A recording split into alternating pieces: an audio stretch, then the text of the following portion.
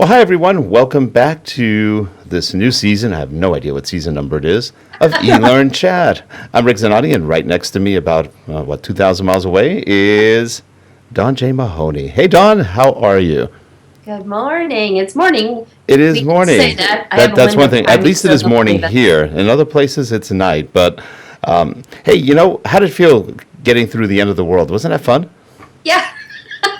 Yeah. And now we're back. The fiscal cliff. Let's not even go there. That's right. Oh, the fiscal cliff. Yeah, we had the end of the Mayan calendar, the end of Twinkies, and the fiscal cliff. Yeah, I tell you, the only one that really irritated me was the Twinkies, because that also took away Hostess cupcakes. I tell you, things are wrong. Things are very wrong out there. I saw a cartoon that showed two men looking at the Mayan calendar saying, that's what it says, the end of Twinkies. That's what they meant. That's what they actually meant, but they got it wrong. Oh, well. Well, you know what? We survived the end of the world one more time. I think this is the fourth time in my lifetime, at least, that we've had an end of the world. And but we're back, and we've got a very well-known guest. She's been on before. This is her second visit to the show. Would you like to introduce her, Dawn? Sure, I'd love to. We have the Dr. Jane Bozarth with us this morning. Yay! Hey, Jane, how are you? Well, yay! Are you going to wear the arrow on your head? Oh, you know what? You talk for a minute. Let me see if I can find the arrow. I'll give you a topic. Today's topic is... Arrow on head. Arrow on the head. I didn't expect to be in the office this morning. I forgot. Yes, I have the arrow. Here we go. That was the first picture I ever saw of you, was wearing that arrow on your head. I was trying to convey that I was taking my graduate work very seriously. I was very erudite and learned. And it's a lightning bolt. I had it wrong, but you knew what I meant. Yeah, I knew what you meant. Yeah, The absolutely. arrow's been done to death. That's so Steve Martin. That's right. Well, we are off to an electrifying start. So there's already a request for Thomas, but we need to inform everyone that you're not home. You're in the office. And So I'm there's sorry, no I Thomas expected to fighting. be home this morning and have Thomas appear on camera, and I ended up having to drive to the office. He was asleep upside down in his crate when I left, and so he could not avail himself for eLearnChat this morning, perhaps another time. Thomas is a dog? Thomas is a corgi, A corgi. Oh, and that's he's cute. quite well known in the online world, yes. Thomas is a smart swimming corgi. Pretty good. We didn't talk Does about he have him a today. Facebook We'll see. page? A friend of mine has his dog, she's a rescue dog. She has her own Facebook page. I'm wondering when Thomas will get his own. You know, I have friends who've done that, and it's fun for about 3 days, and then it becomes tiresome to remember to update in the name of the dog. Even I haven't gone that far yet. Even I have not. Especially if There's you a notice quite what he famous, was doing actually, without there's you. a really famous corgi named Spark Plug, who prefers Spark to Sparky. Spark Plug has his own Facebook page, and he eclipses anything I could ever hope to do. I don't know who his dad is, but this guy is fabulous at updating Spark Plug's page and his voice constantly, so good for them. He probably does more for the dog than he does for himself. Yeah, probably. Probably. So Dave Kelly just joined us too. It is. Yeah, and if And you're I'm in sorry, the my chat, phone's ringing. I can't make it stop. It never rings. It There we never go. rings. I think I got it. and if you're in the chat room, feel free to ask questions. We're going to get to them in a little bit. But in Okay. the meantime, hey, Jane, today you're going to talk about Well, I social thought we'd learning. talk about maybe some lesser known or newer social tools. I spent a lot of time in the book, which, because I'm unexpectedly somewhere else today, the book is Social Media for Trainers. It's been out. There's a cover. It came out in 2010, and I talked a lot in the book about things like Facebook, Twitter, big tools, big buckets of tools, Facebook, Twitter, blogs, wikis, and there's been a lot that's happened in 2.5 years. I thought maybe we could talk about some newer stuff or some lesser known stuff or some things I see happening with the social tools in the work world. Yeah, That's all right. That sounds great. And in fact, it's really hard to keep up with all the new tools coming out. It is. Some of them are pretty good. It is. Well, and it's frustrating when you write a technology book. You know, the book was finished. I submitted the final manuscript on New Year's Eve, and the book was published on September 17th. Right. So that's how long it takes for a real book to go through real production with editors and art rendering and real publication. So, you know, literally, they pulled Google Wave the day the book went to print with a full-page screenshot of Google Wave in it. Yep. So it's really frustrating to try to keep stuff up to date. But before we get started, I brought some things for show and tell. I have one for now and one for later. This is my new robot. I thought people might like to see that. It's very nice. He isn't that throws Robbie? sparks and walks. I had planned to use him for a Christmas tree topper, and it occurred to me that throwing sparks and walking were kind of the antithesis of That's what you cool. want in a Christmas tree topper. Now, isn't that Robbie the robot? It's sort of, yeah, it's Robbie the robot. It looks like Robbie. It's a It's Robbie the throwback. robot. One of my favorite movies of all time is Forbidden Planet. Yep, he's lovely. He comes in black and red, I believe. I have a red one, so there you go. So that's that's one cool. thing to share. So how do you want to start? What do you want to talk about first? Go Well, for it. We'd love to hear your new tools. Well, Rick and I were chatting a little bit, and I actually made him stop because we were about to step on one of the things I wanted to talk about. I think I see enormous potential for us to see a shift from what has always been text-based online writing or publishing or talking or journaling. I see a real shift starting from that to more of a visual-based, a picture-based, an Right. image-based. Yep. For a long, long time, since the beginning of e-learning, we saw a lot of text online. We were asking people to participate in discussion forums, to comment on discussion posts in academic courses, like using a Blackboard or a product like that, or Moodle. We saw people writing blog posts. We saw people writing wiki entries. We see people writing tweets. We see people writing status updates on Facebook. And I have started to see lately a real shift away from that toward tools that enable better use of images and pictures. And in my world, this is a big deal for me, because my job, people don't realize I actually have a job. I am employed by North Carolina state government, and about a third of our workforce is, for one reason or another, low literacy. We have, for instance, the state hospitals, the state-run institutions, and things like group homes and prisons. We have about a third of a workforce that's housekeepers, groundskeepers, food service workers, folks who are not necessarily, I don't mean to diss them, but they aren't exactly, they're probably not scholarly. They're probably not going to sit down and write a whole lot. Many of us are busy and we don't sit down and write a whole lot. And a lot of those folks still don't have computers they can access all day long. I think we have kind of accepted that as a given in the workforce now, but in my world that's really still not the case when you talk about prison guards can't even have their phones on them during the day much. Right? That's So, what I've because- got too. Healthcare workers. Right, and healthcare workers and stuff. So I see a lot of potential now when we're talking about a workforce on their own or otherwise. We're talking about nearly 100%. We're talking about ubiquitous possession of wireless phones, of mobile phones. And nearly all those phones have cameras now. Pew Internet Research last year said that half, 46, 47, close to half of the adults online use their online time to share and upload or repin or somehow use photos. So I see lots and lots of potential there for overcoming language barriers, for overcoming Right. literacy barriers, for overcoming barriers of just the time it takes to sit down and write. And I was talking to somebody the other day who records a lot of what he does and uploads it as videos on his Yammer, in a Yammer group. And he said, I'm just not very good with prose. I'm not a comfortable writer, but I'm fine with turning a recorder on while I'm working. So I think a lot is happening there. And the tools I see happening with that is, first of all, Facebook. I think we've seen plenty of use of people willing to share or upload their own stuff on Facebook. That's really ordinary. And for any of you who have ever worked with a tool like a Moodle or a Blackboard, as I have for many years, I have never had a learner ask me how to upload a picture to Facebook. Where if you ask for them to do it in a Moodle course, you will spend half a day answering emails about making that work. I mean, it's just ridiculously easy how easy Facebook makes stuff like that to do and to tag people in them. But my new special interest, I see a lot of potential for Pinterest. Before I go on, I will say, first of all, I would not be surprised by Christmas 2013 to see that maybe somebody like Yahoo has bought Pinterest and and Facebook has built or bought it or built a reasonable facsimile of it. I think we're going to see Pinterest get morphed into or bought up by or sucked into somebody else, but we'll see what happens with that.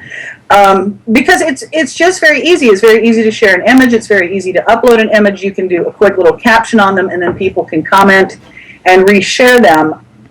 And when we started talking, Rick said he finds it very feminine. I have had other men say that to me, that it kind of No, I don't find it feminine. I find it, I haven't quite figured out how or why to use it yet. I just haven't really spent the time on it. It looks interesting. It's just a little. Again, it's sort of different. I guess you could put movies on too, aside from just pictures. From what I heard, I haven't tried it. Yeah, and some of you are saying you find it recipe-ish, wedding planning-ish, sharing shoes-ish. But this is how I use Pinterest lately. And Judy Unrein can speak to this because she was part of my little experiment. One day, some of us somewhere were talking about good ideas for Christmas presents, creative ideas for Christmas. What are you giving each other? And I ended up setting up a Google Doc and sharing it with the whole world, including Twitter. I said, what are your best ideas for gifts for people? What are interesting things or good things? And I think I finally put a hit counter on it after the fact. I think I had 200 or 300 people accessing this, several dozen people sharing ideas. Judy Unrein was one of them. And we had great suggestions for things from ideas for kids to ideas for geeks to ideas for cooks to ideas for older adults, grandparents, and people. And Judy, if you would type in chat what you remember about that. Well, you're brilliant. You just gave me an idea what to do. So we crowdsourced it, and it's still available. I can get you the link later. But the other thing is what I brought for show and tell. I want to show you one of the things that popped up on that list. Somebody in the UK said what they really wanted was the Sergeant Pepper Mill. And I wanted the Sergeant Pepper Mill, so I got him for Christmas, and he's great fun. He does a nice big pepper grind. What I didn't know when I asked for it is that my husband moved heaven and earth to have it shipped from England. I didn't realize it was only available. I didn't really have to have it that badly, but it was very sweet of him. It arrived on Christmas Eve, and it cost him a fortune, I think, to get it here. So now we have pepper a lot. We're using, but the Sergeant Pepper Mill is quite funny. But what came of that, and this is where this Pinterest got interesting. What happened is people would say the Sergeant Pepper Mill, or somebody would say, I ordered this, and Karen Romeus in the UK said that she had found this for teenage boys. She had found a shower gel that's red that looks like a bag of blood. And it's called Blood Bag. And she said teenage boys love this, but here's the thing. Those things are, and the Sergeant Pepper Mill, are very, very visual, and you can't really drop a picture of a good size into a Google spreadsheet. So I said, well, here's what we'll do. The more interesting things or the more visual things, let me set up a Pinterest board, and I'll pin pictures of the cooler stuff there. And that's what I did. And then people understood what it was. Now, I guess I could have done that any number of places, but Pinterest was what seemed to me at the moment the obvious choice. And I called it Highlights from our crowdsourced list. So that's where I saw a really organic, simple, obvious use for a tool like Pinterest. Now, I guess I could have done it on Flickr. I could have done it on Facebook. I could have done it other ways, but it was a good chance for me to try out Pinterest, to get other people to look at Pinterest.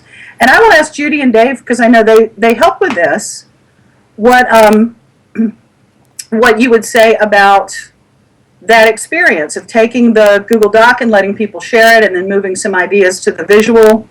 Well, it's also interesting because you gave me an idea as you're talking. I could put top 10 lists, my favorite authoring tools, my favorite this.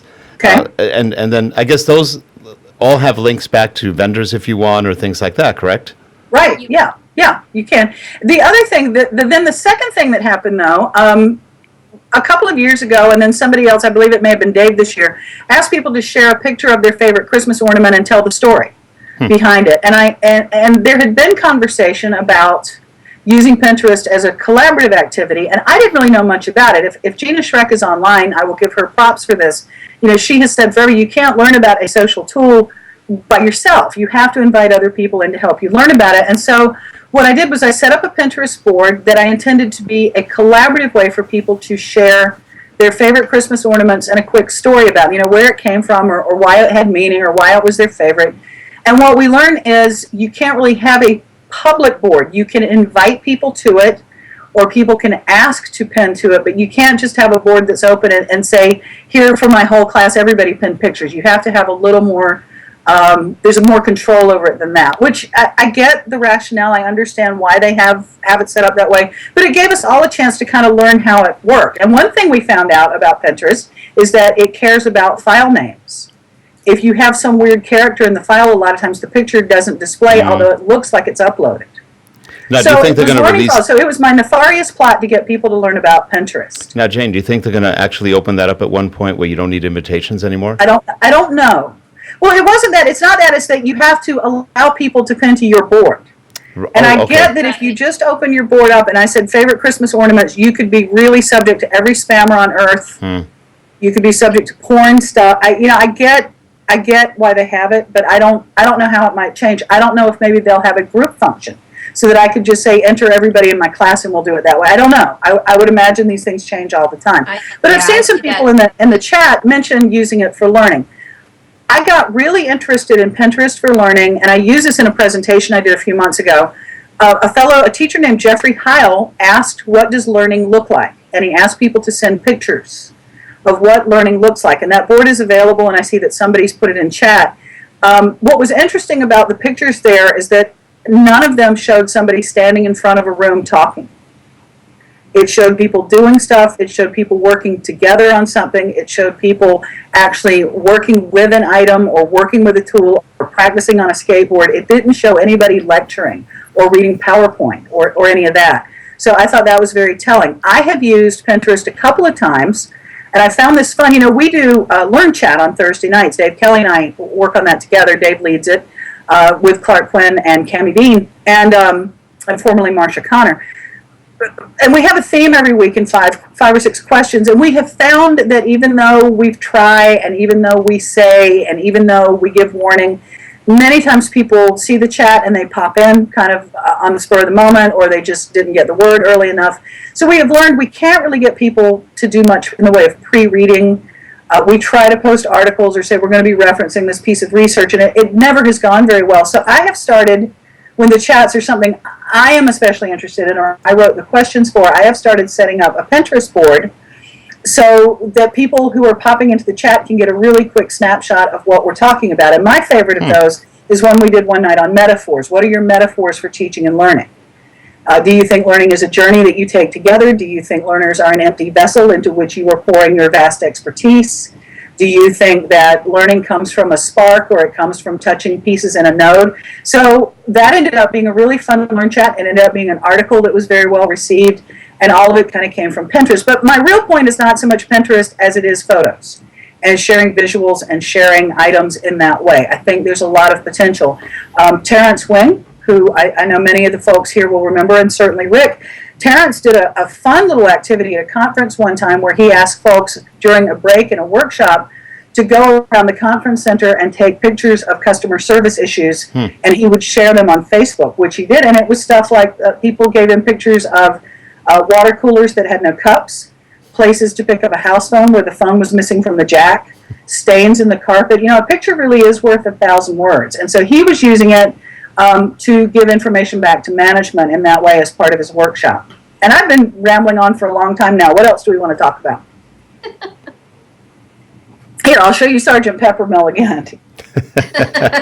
Maybe he could have a battle with Robot. Yeah, there you go. They're about He the was same flying size. Robot with Pepper. That kind of brings up the old song, we can change the words. Instead of Lucy in the sky, we can say Jane in the sky with lightning bolts. Let's see. So what's happening in chat? I'm sorry, I've been... Dawn, Dawn gave me some ornaments for that. I forgot about that. So did Judy, so did, I think, Dave. Yeah, it was really fun to, because I get the emails for it too, so I could go and look even when I was on the road and not really looking at Pinterest per se, but I could link back. It would let me know somebody pinned to the group board, and so I felt like I was part of the group even when I wasn't actively participating. There you go. And I see, you know what, somebody just typed in chat, and I'm sorry, I'm scanning this and I'm trying not to look at myself because it's distracting. Somebody has asked examples of where I've seen Pinterest used for learning, and the answer is I haven't much. That's what we're here for. This is one of my frustrations with the field. Everybody's waiting for somebody else to create cases, and it's up to us to create the cases. And I figured by doing it with Christmas ornaments and Christmas gifts and stuff like that, it was a fun way for us to sort of learn about tools and figure out how it all worked. What I have seen so far, as far as Pinterest and learning in particular, I see a lot of teachers sharing stuff. Here's my Blackboard. Here's an example of an activity. I don't really see them using it as part of a course or a class yet. And I think it's up to us to do that, to figure it out. I mean, that's why we're here. I have an example that I didn't create, but that I was kind of sitting on the sideline watching. One evening during ICE 2012, I was with Trish Ewell, and she and John Chen put together it was like a scavenger hunt game, Goose Chase, and that they used it at the conference to, kind of like a passport scavenger hunt type of thing, and there were fabulous prizes and all. It was you could join a team of people you didn't even know through Twitter, and then they posted and they took a picture in every location and posted them on a particular board on Pinterest. So there was crowdsourcing, there was interactivity, there was networking and relationship building, and I can see application in the workplace on something like that. For new employee orientation, for instance, learning about a location, if you have a large campus, or, it could be tools. You have lots of tools you need to get accustomed to using, and so you could demonstrate, whether in video or just pictures, using Pinterest or something like that. I don't care if it's a YAM group, as long as it's got photo and text capability. What was funny about that scavenger hunt is that I was one of the clues. But were you gone by then? But the thing is, it was a picture with me was one of the clues, but nobody checked to know. I had just come back from a family vacation. I was in Denver for like a day, and people didn't realize I was not going to really be around. So the picture with me was quite a rarity. It ended up being really funny. I thought I was just really popular and in demand, and then I found out everybody was trying to get a picture with me to put it in this scavenger hunt they were doing. So it was pretty entertaining. But I do want to say again, I don't mean to harp about Pinterest. I'm not talking about Pinterest. I'm talking about images wherever they could go. As you just heard Dawn say, it could have been in a Yammer group. It could have been on Facebook. The other thing I see happening with Pinterest or a tool like it, because let's all realize Pinterest could go away tomorrow.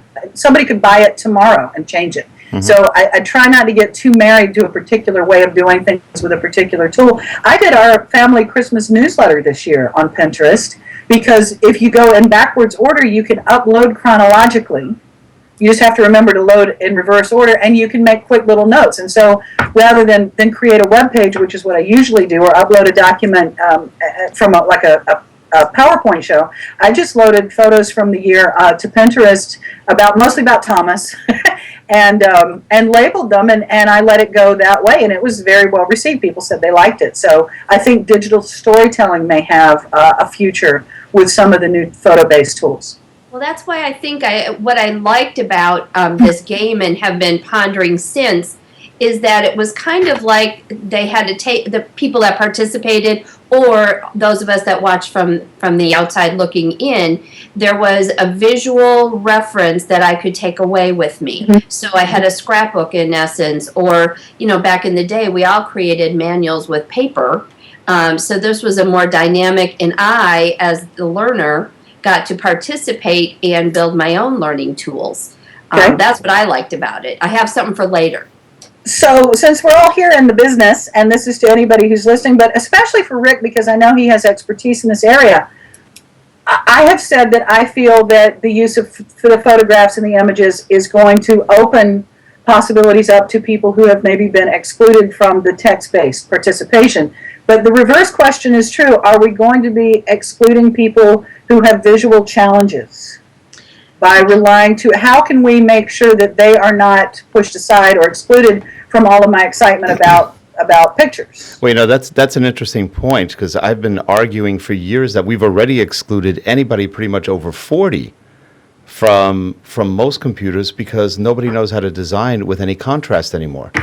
So everything is light grays, light turquoise on white, or red on black. That's a really good color combo. Or brown on red. I mean, this is some really horrific design going on right now. So that's already started. We're excluding a lot of people who, let's face it, the minute you get to about 40, the eyes don't work as well. You get a little older, even worse. And I know in my case, now whoops, sorry about that. I'm a little unique in terms of, I've actually got some weird eye conditions, a little bit of macular degeneration and retinitis pigmentosa, so I'm more sensitive to contrast, but which is good, because I used to be a UI expert in terms of doing a lot of work with UIs when I was in IT, And so I'm fussy. It's like I want it to be readable by everybody. And right now, a lot of stuff, I have heard complaints all over the place from pretty much all age groups. I can't read that. And I usually bring people into my office and say, can you read that? And I see all the 20-year-olds going, no. So if we're doing training or if we're doing any kind of web design and people can't read it, then you've failed completely at what you're doing. Now, pictures aren't unless you're truly disabled in terms of you can't see anything. Most people can see at least the picture images, or at least maybe even, though it might be blurry for some people, they can usually see something. And the pictures, no matter what they are, I think until they're literally somebody's blind, will spark pretty good, I guess, feedback from them versus text. A lot of people have trouble reading text. A lot of people, it's not that they don't like to read, they can't read. It's especially on computer because it's so badly done. Amazon Kindle is a perfect example of that. In the original Kindle, I couldn't read. It had no contrast for me. But I love the Kindle HD, for example, the Fire HD. Have no issue with that one. And I tend to go the opposite. I do the dark screen with the lighter colors versus the light screen with light colors, which is just rough on some eyes. Even when we design e-learning, we tend to use larger fonts. Most of the workforce we're training probably is over 40s. We do deal with it depends on the company, but one of the companies we work with has a lot of younger people, and they don't use voiceover on their training when they do simulation. I know why. They do millions of upgrades every year, so they don't want to do voiceover every time there's an upgrade. But as a result, they're losing half of the people who take the training because they're not readers. So they just kind of glean over it and gone. It's just gone. So yeah, you're right. I think pictures really make a huge difference in how people learn, what they perceive, and what kind of emotions you can pull out of them. Well, and I've got 3 things I need to say because we've got some stuff in chat that's not really about what we're talking about. I don't want to ignore those 5. We'll get to a couple of things that are being asked. But first of all, I did an article, a little column, I don't know, a year and a half ago, on designing for color blindness, designing good color, using contrast, the difference between, if you're drawing a map, just having one bold line and one dotted line is enough. You don't really need to use color. But I talked to Aaron Silvers, who I don't think would mind that I mentioned him, and he is colorblind. He has color blindness challenges, and he said he doesn't really differentiate blues and purples and reds very well. Right. Everything is kind of blue-red to him. Yep. And people assume that I think we see gradations, we don't, shading, we don't. But it was a really interesting conversation. I did write about it a while back. About the age thing, because somebody in chat has kind of alluded to this too, about people not being online. I think that is naive. I think that way more people are online than we like to believe they are. It is really at the point that nearly everyone does have a mobile device, and they've got a SIM card now you can drop into an old feature phone and get to Facebook. I think that it is naive for organizations to believe that just because somebody's not doing it all day at work doesn't mean they're online at home. We had a really famous case here in state government some years back, where there was this belief that the housekeeping staff could not do the electronic timesheets. They couldn't do their own timesheets because they didn't have computer literacy sufficient to do it, and they didn't have access, and yada, yada, yada. So we were paying timekeepers to enter data into a database that really, it was supposed to be employee self-service. And one night, one of the housekeepers hacked into our big boss's computer and looked at so much porn, he finally just sort of exploded the machine. They had to issue my boss a new email address. It was so bad. And I'm like, this is the guy who can't do a timesheet, right? So I do think it's a little naive. My father-in-law is 75 years old, and he is not fearful of technology, but he was not embracing it either. The only thing, though, he has ever asked for, those of you who have ever had a father, you know how difficult they can be to buy for. The only thing the man has ever asked for was a computer. So we got him a little netbook and gave him wireless a couple of Christmases ago, and he has really gone to town. In about 6 months' time, he had booked my mother-in-law and himself on a trip to Europe. By himself, he did plane tickets, he did hotels, he wasn't freaked out. So I think that we are very quick to assume things about older folks that are no longer valid. There's a lot of chatter about this myth of the digital native. There's a lot of chatter about generations that I don't buy. It sounds like a new form of discrimination. So I think we need to be careful making sweeping generalizations. But the thing that's important about him, that I think needs to inform a lot of our conversations going forward is that those of you who keep up with me on Twitter or Facebook, you know that the joke is that I have been taking the dog to a dog pool. I wanted him to like swimming, and I paid for the corgi to take a swimming lesson with an instructor. And he's quite a good swimmer now, but the day we took him, it's very funny to watch a corgi swim because they don't really have legs. And it's like this huge body floating on top of the water, moving like the Titanic at absolutely no speed at all. So I took the video for my father-in-law on my phone. I did a little video on my iPhone. I emailed it to my father-in-law. And about 2 minutes later, he emailed me back and said, I can't open this on my computer. Could you upload it to YouTube or something? Interesting. So I'm guessing that I have an iPhone that it sent a QuickTime file that he couldn't open on his PC. But we didn't need to talk about that. He understood, first of all, there was no drama. It wasn't this, oh my God, what is this file and it won't open and what's the matter and I don't understand. He understood it was a video file. He understood there was a problem. He understood there were options. That is a quantum leap.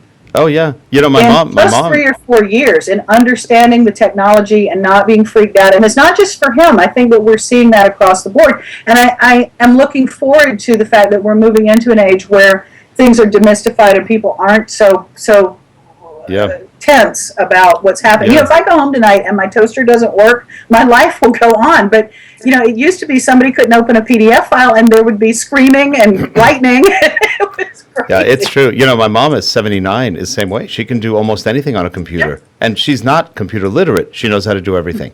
Yeah. It just What I have wow. learned is that if you've got a grandparent who has an infant grandchild 1,000 miles away and you can show them how to see that baby on Skype video, you are done. That's right. With technology resistance. I mean, you just need to find the thing that really is appealing and solves a problem for them. So what else is happening in chat that I may have missed? Oh, they're just listening to you mostly. I don't have very many questions. Okay. Dawn's mother had an iPad before she did, yeah. I did, yeah, it's true. And now she wants the 3 because she hates that she doesn't have a camera on hers because she knows I use mine for Skyping. So it's it's out there. In senior housing, I went to one of our communities probably 4.5 years ago now, and one of our ladies was sitting in the lobby where there was Wi-Fi, and she was using her iPad, and she was easily 85, 87 years old. So the argument about they don't use computers is gone. We're installing Wi-Fi everywhere these days because they want their computers and they're willing to pay for it. So. Yeah, and you just have to tell them, don't drool on it. That's the only thing you have to do. Just don't drool on your iPad. If one of you could Google this, I'm not logged into Justin, so I can't enter this into the chat. The article was called "Do You See?" It was a nuts and bolts column. It's in Learning Solutions, Bozarth. Do you see? And I talk about things like using icons. I see that J.K. Smith is logged in. I guess I should know who that is, and I'm sorry if I'm not realizing who that is. They've been very active in chat, and I don't mean to disregard their contributions. So there's been a lot going on. But somebody was saying that, and this is open to everybody, somebody said in chat that the organization rather naively believes that people aren't online, and they're asking for an answer to that. Oh, it's Kelly Smith. I should have known that, Kelly. I'm sorry. And hello. He's in Texas. He's in Texas. In Texas. I know Kelly. And I just posted the link to the article you mentioned. I haven't read that So one yet. what is the answer when you've got senior people who maybe aren't using these tools who believe nobody else is either? What are you saying we should say about that? Did people believe they aren't using them? Well, that's what somebody was saying in chat. Let me scroll up. Hold up a second. It was Sheena Wilson is saying in private sector she's encountered the argument of my clients aren't online, and that seems very naive. I would agree that's very naive. I think for me in my organization, it isn't about for development and providing learning solutions, although we do a lot of that with our seniors. We have a whole group dedicated to that. For us, it's the people on the job that, like you mentioned earlier, they're not supposed to have their phone out. So how do we provide just-in-time training solutions for people that don't have an area to go and use a computer? And if they're hourly, we can't ask them to do it at home. It turns into a whole nightmare with respect to, exempt and non-exempt and HR law. Well, You know what though? We had this conversation 10 years ago, and it was called "How will they get to e-learning?" And the conversation then was they have to be on the factory floor. They don't have access to computers all day. I mean, it was the very same conversation, right? And we were able to reconcile that pretty much. But you know, it's funny. 10 years ago, the argument was they don't have devices, and now that is not the argument anymore. Right. Finding a time in the workday, if that's important, finding a time at breaks or in a particular area. You know, there was a time when people, and probably still, people who didn't have access to computers were able to get to a kiosk to do particular things. But this is what's funny, and this is where we run into the challenges with the labor laws and stuff. It is really no secret that employees would prefer to buy and use and pay for their own devices than deal with something the company issues, particularly phones. Agreed. I met a woman recently whose company had issued everybody an iPhone, and they had found some app that will notify the company if the employee is in a car going faster than 55 miles an hour.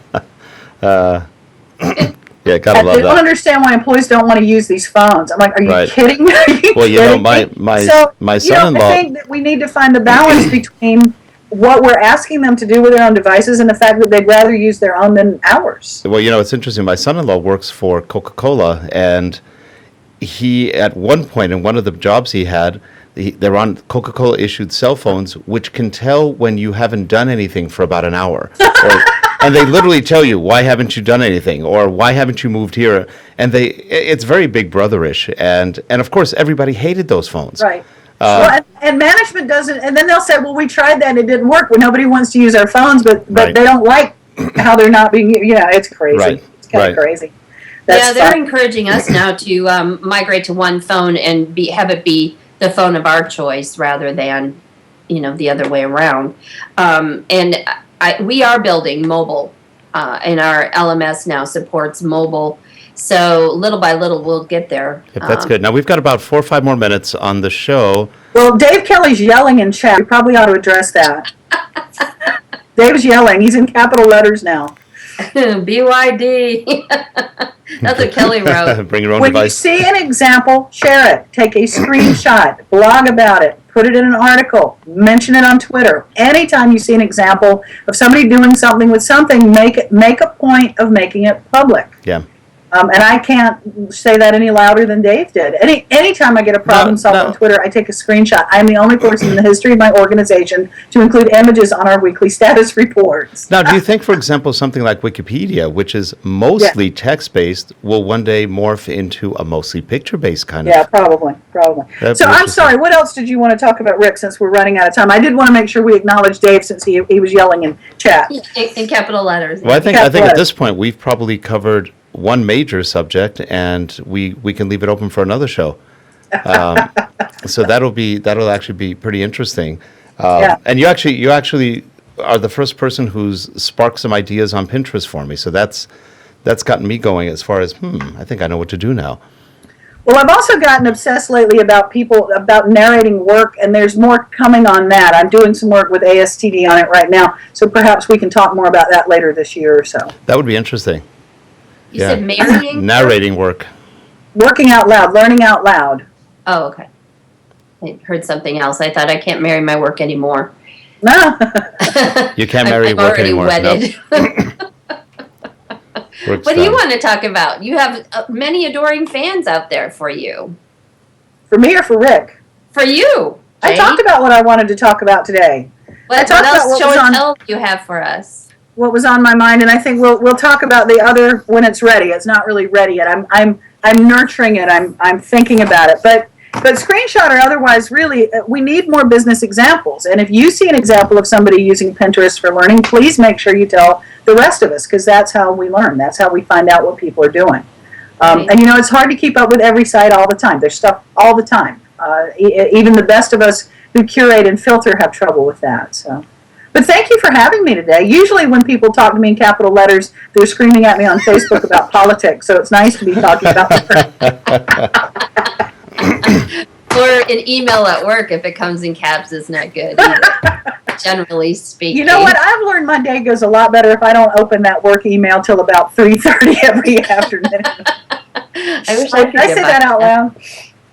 It'd be Oops. great if I could get by with that, actually. Yeah. So you alluded to it's something that's coming in Jane's life. She's before we went live on the show, she mentioned that there's a book in process. So you'll want to watch for that. Yeah, the second edition of Better Than Bullet Points, we're hoping for an October ship date so we can have it out in time for DevLearn. I'm working on it now, as a matter of fact. So Better Than Bullet Points updated for PowerPoint 2013.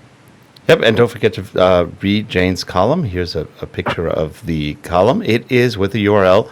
Comes out first Tuesday of every month, correct? Yep, first Tuesdays. And the new book, of course, the most recent book is Social Media for Trainers. There's the cover. And thank you very much for having me. This is always fun. Oh, you're more than welcome. And for all of you guys in the chat room, hey, thanks for being there. And thanks for participating. That makes it always a little bit more fun. Thanks, everybody. Thanks for all the contributions today. Yeah, it was great. Have a good one, everybody. We'll see you guys next week. Have a good rest of your day, all. Take care. Bye-bye.